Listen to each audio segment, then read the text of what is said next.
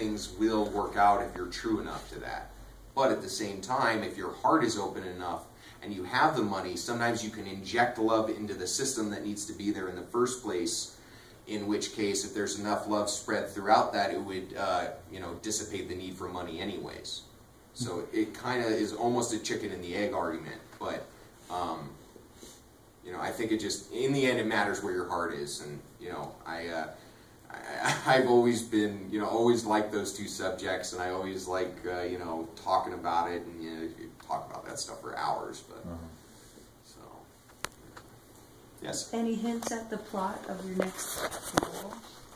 Well, I definitely leave it open at the end of this one. I can give away that it starts in Cuba, and I felt like that was a good place to start when I wrote this one. And the whole, not that immigration problems haven't always been there, but all the people coming over from Honduras and all that stuff was kind of real prevalent. And then the Cuba thing kind of being opened up right now kind of made me think that way. Plus, one of Jason's favorite things, and you'll see this throughout the book, so it's not really much giving it away, is Cuban sandwiches. Really, really loves Cuban sandwiches, and it's one of those things where he likes to eat them after he does something big or just to relax. It's kind of a very homey kind of comfort food thing, and so that was probably some of the thought process in taking it to Cuba. But one thing I'm looking forward for the next book especially is, while all this is great, obviously, I had to spend, a good portion setting up the characters, giving some of their backstory, how he made it to New York and all of this other stuff. So the actual meat of the conspiracy doesn't start till about halfway through the book, which is totally fine, very entertaining before that, and kind of setting everything up. But in the new book, I can just kind of get right into it from the beginning and throw in all these interesting twists and turns right from the beginning and keep people reading. Chapters are a little bit longer in the next book. This one, they're all short. All the chapters are under 10 pages, so they're real short. But and it just kind of, I don't know in the end where the story's going to go. I just have a very bare skeleton, and I sit down and I create it, and that's kind of part of the fun. So I know where I'd probably like it to go and things I'd like to happen, but I sit down and write it, and wherever it takes me is wherever it takes me. I don't stop writing when I start. I don't fix my spelling. I don't fix my anything. I don't care if I badly misspell or badly do something. There's going to be plenty of time to go back over it and fix it afterwards. You just kind of have to get out the story. So it just feels really good when I kind of open up that very passionate vein and just kind of let it flow. So I love your character development. Oh, thank you, thank you. I really, a lot of it are based on me. Some of it's based on me, characters, people I know in my life, just like probably any author or anything. But I've written short stories ever since I was little, and so this is just my first attempt. It'll get better as it goes along, I'm sure, at least I hope, and kind of looking forward to what's next. I'm very excited and just about producing the thing in the first place, so it feels really good. When did you know you wanted to be a writer? Well, I mean, I've always written like short stories ever since I was young. I can say that going through school, I mean, I was more of a sports fan when I was younger. I kind of wanted to be a play-by-play guy, do, broadcasting and stuff. Still wouldn't mind doing voice work. I love doing voice, radio stuff, but once I got into school, I kind of just went more after the writing. And the book thing kind of started basically, I had a goal when I turned 30 to put out my first book, and then make a commitment to myself to write a book a year after that. And I've had conversations with my mom and with other people about, oh, well, maybe I'm not as far along in my life as I'd like to be, or I'm not as successful as somebody I see, and I can get down on myself. And and my mom's told me, friends have told me, if I turned 40 and I've written 10 books, it's bound to lead me somewhere. I don't know where yet. It's kind of like that delving into the unknown, and you're kind of scared, and it can be scary, but it can be exciting at the same time. And so I just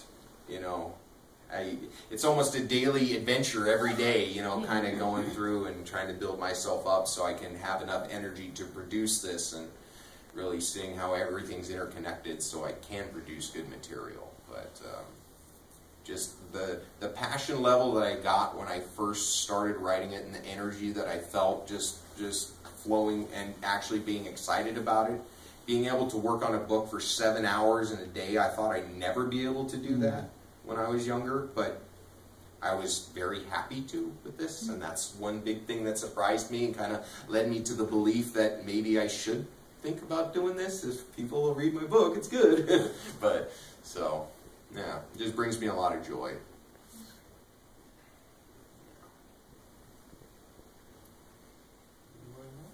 Well, I don't write a lot, but when I do write, and I know when you say you write 7 hours a day on a book. Well, I mean, not every day. No. More time when I'm editing, but yeah. But frequently, it's always helpful to do. You get to the point where you feel like, okay, I'm kind of running out of things to say here. Mm-hmm. You know, you can do other types of work to the same book. Exactly. You know, and so you can mix it up a little bit, give yourself a break, but at the same time, the whole time your subconscious is thinking about that where you're stuck at. Exactly. You know, and that's pretty exciting, actually. You know, so that you can be productive even when you feel like you're stuck.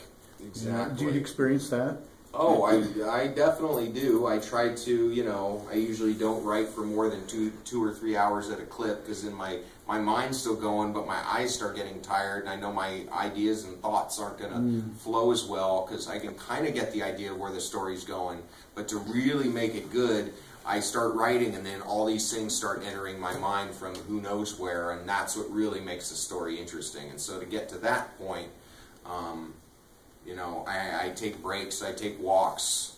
A lot of times when I finish a good chunk of writing, I'm so filled with energy that I want to go do something, and I usually end up just taking my walk. I have a little walk around Arcata that I do. It's about 3.5 miles, and it's great, but it really feeling like doing that, eating well, getting enough sleep, drinking water, I mean, just really seeing how it all aids in being able to really be present when I sit down to write. You were talking about how you, I guess, would you say that you were wordy or not very concise when you began to write? Oh, yeah. Like, I still am wordy. I mean, I'm wordy when I talk. So, I mean, you know, it's like starting off with a 35-page essay and you got to whittle it down to 15. Oh, yeah. I imagine now that you've written so much, you don't have to edit out quite so much, huh? Well, it's interesting. I mean, probably not on that part, but because I changed my kind of, the way I produce a book, and that it's straight open consciousness. I don't stop myself, so there's definitely stuff in there that I could fix, that I could take the extra, 3 or 4 seconds to go back in that sentence and change that badly misspelled word. But I know I'm going to have time to do that later, and I don't want to stop myself. I have to keep my flow going, and that's what got me to finish it.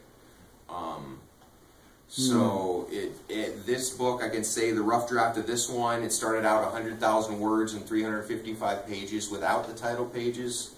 It ended up probably 75,000 words and about 310 pages without the title pages. So it, just hacking here, stuff that didn't make sense. Had to change stuff around to get the timelines right, because it being my first, just keeping that stuff right. This thing happened on a Friday, but then you said, oh, it took 3 days to make the next thing happen, and just getting all that stuff straight, which will get better as I go along, but something I like playing with. So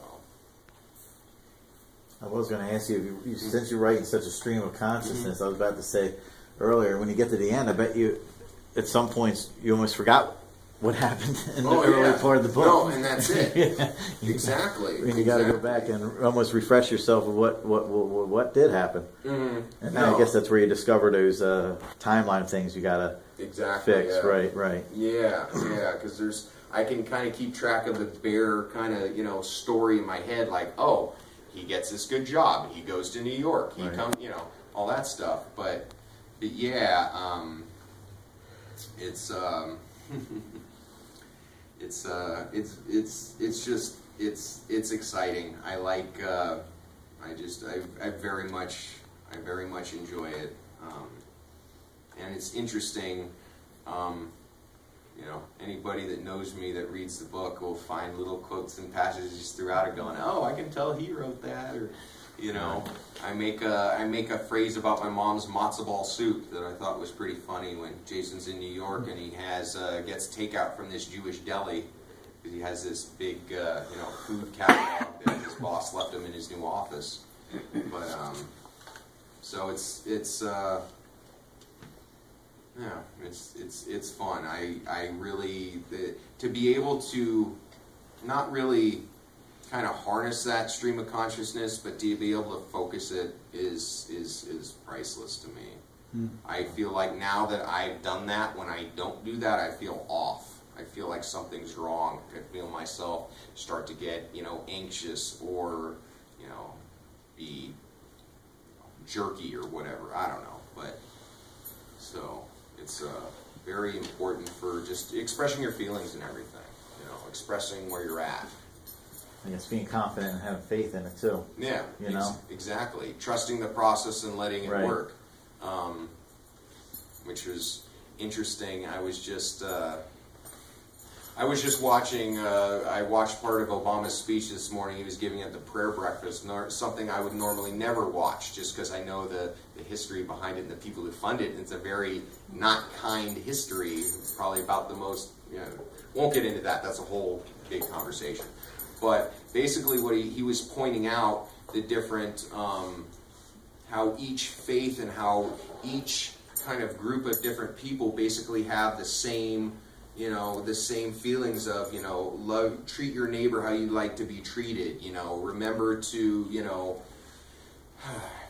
remember that everybody basically wants the same thing. And it was very heartening to see that, you know, there's examples of the trust your process, the whole thing of, you know, I used to think of it as pure, you know, blind faith when in some religion will tell you that, you know, you have to, you know, just think about, you know, the higher power and that you just put your faith in that and just forget everything else. And blind faith is never the answer for anything. It gets people into a lot of trouble as it has these days. But if the right person heard that, you know, I hate to, you know, give all these what ifs, but if the right person heard that and looked at it in the right way, it's basically another way of saying trust the process, let it work. It's just like the religious version of it. And that kind of hit me this morning. I was like, wow. Basically, once you open yourself up to some of these things, you start seeing examples of it everywhere. Movies, maybe some song you've heard a million times, and you start hearing this one phrase that can play over and over again in your head, and you're like, wow, that's pretty deep, you know. Well, he was talking about how the Christians killed lots of people for religious reasons, and kind of comparing it with ISIS and sort of, in a way. The Christian Crusades and what ISIS is doing, and obviously the argument could be made that the Christian Crusades were a lot more powerful than ISIS claims to be, but at the same time, it's you know, another way of, you know, killing or converting. You know, convert or I'll kill you. You know, a lot of every religion, every group of people has used, you know, something that's supposed to be pure and good and full of light to their own ends, which those people would end up doing that anyways. And if they didn't find the religion to disguise what they're doing, they'd find some other thing. So it's you know, it's just shows us once again how everything's interconnected and how we're, you know, all really going after the same things. So yes. What did you say about Cuba now? About what's going to happen? Oh, okay. So I'm only about 85 pages into writing the thing, so I don't know fully where it's going to lead. But it basically is going to start off there. I know the next book is going to have to do more with water and privatization of natural resources, water, food production. And then that's going to also weave back in cheap labor and probably bring back into insider trading. And once I go through each of these books, each of the successive books basically is going to be about a different about a different kind of arm or leg of the spider web, so to speak. So one book's going to be about water and natural resources. One might be more about the military. One might be about the pharmaceutical industry. Just kind of all the legs of, like, if somebody was really in a secret society that really wanted to control everything, they'd have to have each of these kind of legs to do it, which one could make the argument that that's what you know, Bush was trying to do when he was first in. He had Cheney, who was the military guy. He had Rumsfeld, who was the pharmaceutical guy, which is one of the reasons I stopped using Aquafresh, because GlaxoSmithKline is the company that makes Aquafresh, and GlaxoSmithKline is also the company that makes Tamiflu, which during the bird flu epidemic and then swine flu, all of a sudden there was this miracle drug that was the only cure, and they had to ship billions and billions of doses all over the world to all these government offices and bases, and guess who didn't sell their stock when they took office? I mean, so it's like, it doesn't, you know, it's terrible. So yes, I don't use Aquafresh, I use Crest. That's the whole reason why I changed my toothpaste. But it's just, you know, you find more examples of that, you know, the more you look into stuff, and it can make you sick, and it can drive you crazy sometimes, because, you know, once you open a door, you can't really close it. But are you going to go there? I definitely would. I mean, it's one of the most beautiful places in the world, a top vacation spot for pretty much everybody except us. And I think one of the things I've heard because of that is because development has been so stifled over the years. There's no private businesses. There's none of this. That their beaches and their environment is just pristine. Yeah. Actually, just to go on with the Cuba thing, there's a really interesting video that you can watch on YouTube called "How Cuba Survives the Peak Oil Crisis." Okay. And it's all about how when the U.S. started embargoing Cuba and the U.S. and Soviet Union collapsed, Cuba lost basically all their oil connection, and they had to completely restructure their society and how they produce their food and how energy is like created there, and that's what's created this whole, like, they have like world famous permaculture classes in Cuba now, and it's like it's this whole big thing where like local farmers are really empowered, and it's all about like urban gardening and stuff like that. And I've been fascinated by urban gardening. You know, take a vacant lot, some big urban jungle city, and make, you know, grow fresh fruit and vegetables for people to eat that don't even know what a tree is. I mean, it sounds crazy to us, but there's people out there that have never seen a tree before. I couldn't even imagine what that would be like. But yeah, so stuff like that's vitally. Yeah, I would definitely want to check that out. But yeah, I would definitely in a heartbeat go there. It's you know, it's one of those places that you don't really know what the true story is. There's been so much propaganda been put forth on either side. I don't really know what to believe. And the quote has always been there. You know, one man's terrorist is another man's freedom fighter. So who really knows? You know, it's hard to tell. You have to go there. Yeah, exactly. And I can tell you one thing: I would hire a Cuban auto mechanic in a heartbeat. The things they have to do to keep a '55 Chevy running. I mean, with no like parts and no nothing. I mean, it's crazy. I mean, not that I wouldn't mind driving a '55 Chevy, but I would like to be able to decide to drive one instead of having to drive one. So, but yeah, and the food. Just last thing, have you had a Cuban sandwich? Yes, okay. I actually found, you know, after I finished the rough draft of the book, I was like, I have to. Yes. There is a Puerto Rican restaurant that opened in Eureka called the Caribbean Picnic. Oh yes, I know. And some mostly Puerto Rican food, but they also serve Cuban sandwiches there. Where's that? It's on right next to Oaxaca Grill. Oh. What's that? Did it close? It closed. Oh, well, they're really good. It's good you got the sandwich. Sandwich on pretzel bread. Sorry about that. Anyways, so I was able to get it there, but then after seeing Jon Favreau was in a movie called Chef. It was out like a year ago. That's a good really good movie, and also watched that while I was producing the book. And after that, I pretty much got it down to how you make a Cuban sandwich. There's not really much to it, so you know, I can make it myself now, and it's really, you know, just it's a, you know, definitely a comfort food. We should have a party when you finish this next one. Oh yeah, yeah.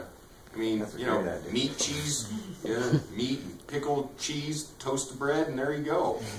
And the veggie form of it too, maybe somehow.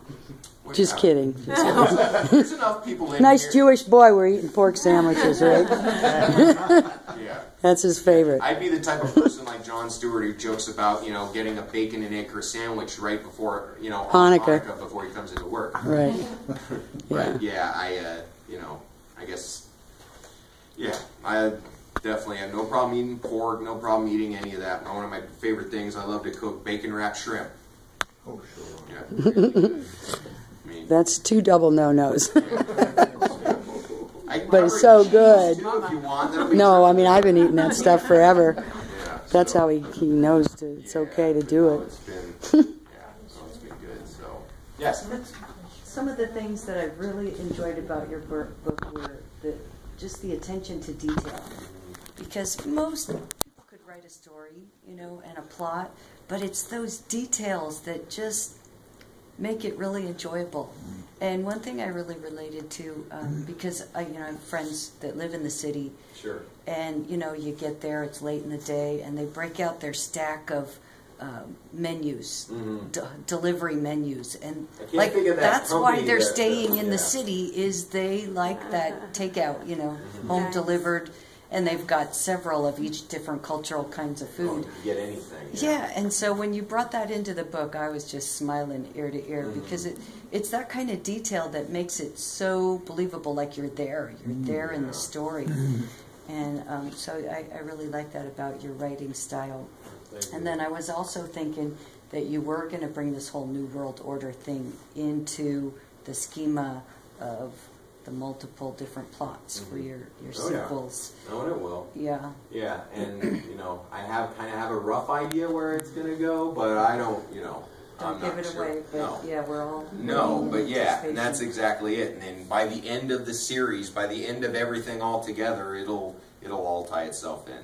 I'll have some crazy spider web going. I'll probably have to spend tons of time on outline just to keep storylines straight and keep everything together. But yeah, I don't know where it's going to lead. I don't know where it's going to lead me, because writing about that kind of stuff might make me want to do certain things. I don't nothing violent, of course, but just, you know, maybe, I don't know, whether it's Just don't go to Straight through Afghanistan downtown or Eureka. have a chopped off head. which is My son. funny because Christ. one of the first years or a couple years after I was up here, when Halloween still got crazy on the plaza, I saw 3 guys streaking down, and you know, a few cops running after them. Like, wow, this is really funny.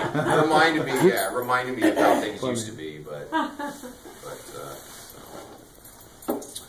if there's anything else, I thank you all for coming. It's been thank you very much for, you know, allowing me to share my book. And, you know, it was a little tough just trying to get into places, let people, you know, have people let me speak to them. So that's my honor to be able to speak to you and to share with you and everything. And